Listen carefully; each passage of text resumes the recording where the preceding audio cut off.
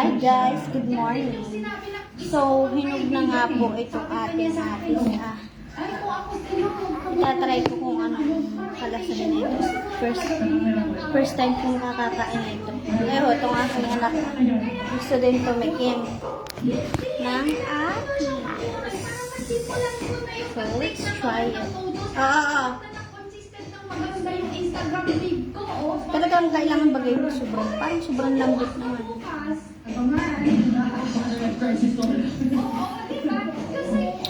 This is what they say, okay? You have to be obsessed with what you wanna achieve.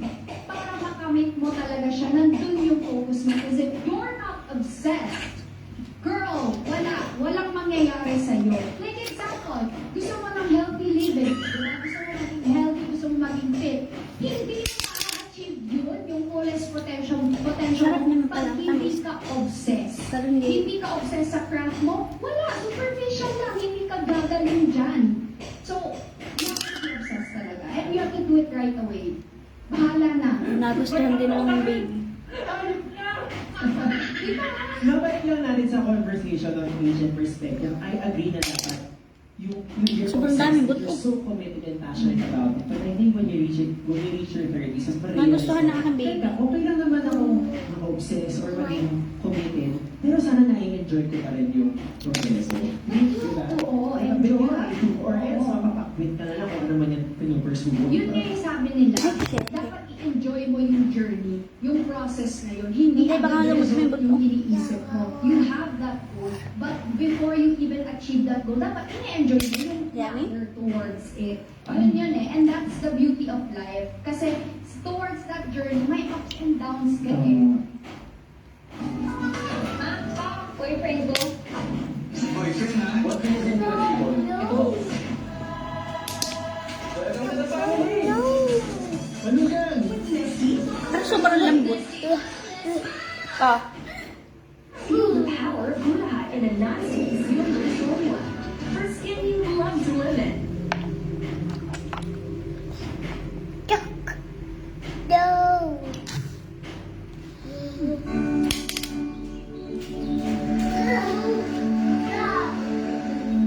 Sa mundo, maraming bagay ang walang kasiguruhan. Pero dito, isang sigurado ako. Sa buhay, dadaan tayo sa No, mapapalitan. don't bite the seed.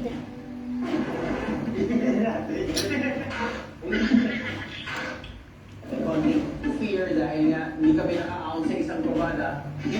No, don't bite it. Don't bite the seed.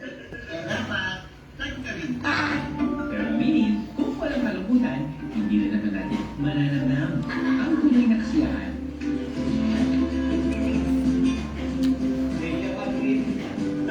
Sobrang lambot. Mahirap kainin. I guess that's the beauty of life, you know? Emotion shouldn't be planned. It should be just accepted and felt.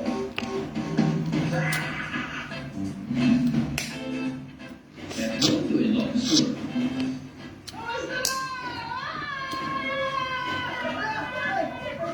Kung saan, sure na sure tayong bubuo sa ang iba't ibang funksyon. Pagdating dito, medyo ang aking feeling. Lexi! Gutom din.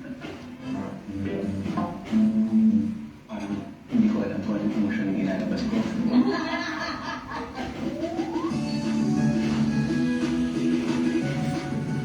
Tara na nilo.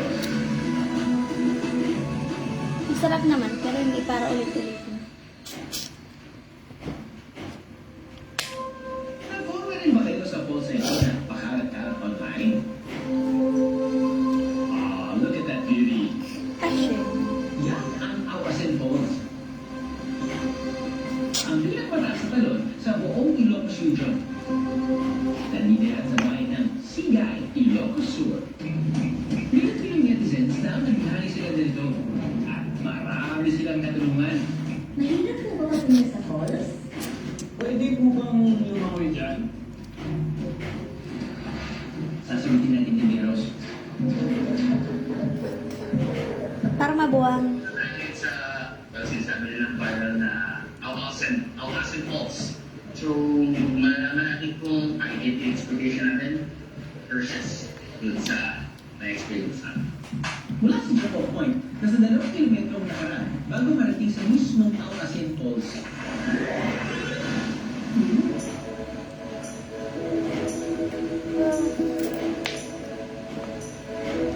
After 30 to 45 minutes, everything's sasalubong sa'yo, di ba? It's beautiful. Pwede itong likuan kung hindi sobrang lakas ang pressure ng tubig sa falls. Medyo malakas ang tubig sa pambisita natin, kaya tingin muna tayo.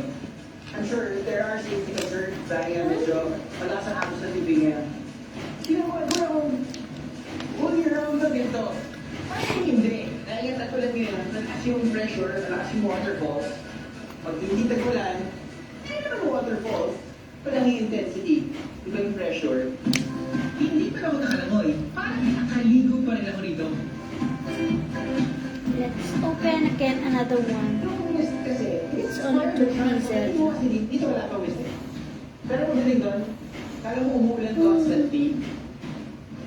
It's such a nice feeling. Yung strong terrain ay, alam mo, diniligan. I mean, constantly, kaya ang ganda ng bunga ng grass. So, I think ito yung nakita ko sa social media. Probably, in-adjust na nila yung color, yung ganda na ng filter. But still, kahit na walang filter yung mata, naturally, ang ganda ganda visually. Segundo pasya, pero ito paano, yung ganito, elevation drop. Nakita mo, sinimento na, may relay, so ito paano, wala kang kailangan matapunan. Pagdating dito, medyo joyous ang aking feeling. Ako sa trek. Hi. Oh, nalang kayo sa ganda ng awasin. Brian! Marami mong videos ang makikita online. Iba ba Ariel! tayo na mismo ang nandito? Panigurado ibang ibang emosyon ang nararamdaman. Tama mo ba itong decision na ito? Kasi dito ako na ako nights. Magaling dito. Look at that! Bago kasi makarating sa drop-off point ng trekking, may konting biyahe pa ng sasakyan. Kaso, super paahon. Ho! Tapos sa paahon, ha? Yung sa akin, hindi madami pa. Isa-isa ang isang kain sa isang araw. Ahoy!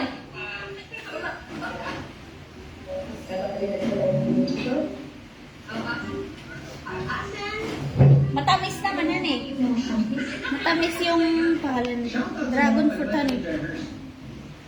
Ano-ano emosyon, tatawanan lang natin parang hindi. Masaya pa rin. Kapag pupunta sa Awasen Falls, dapat makipag-ugnayan sa mga makagilo. Itong Awasen, matagal na ito na nandito. Pero nag-viral na siya last year. Dahil sa mga may mga nagpunta nag-post sa social media, pwede silang mag-hire na patent ko dito. O yung iba naman, nag-aan sila sa mga tour organizers, nag-join ng mga joiners. Dahil sa pag-viral ng falls, lumakas ang hanap buhay ng mga lokal. Siyempre, dumami yung mga na pinaabang sa turismo, katulad ng mga maliliit na negosyo, mga nagtitinda ng pagkain, yung mga tour guide, nagkaroon ng buhay. Unang description pala natin dito sa Ilocosur, may roller coaster promotion style. Kaya ang susunod natin subukan, ito ay literal na roller coaster zipline.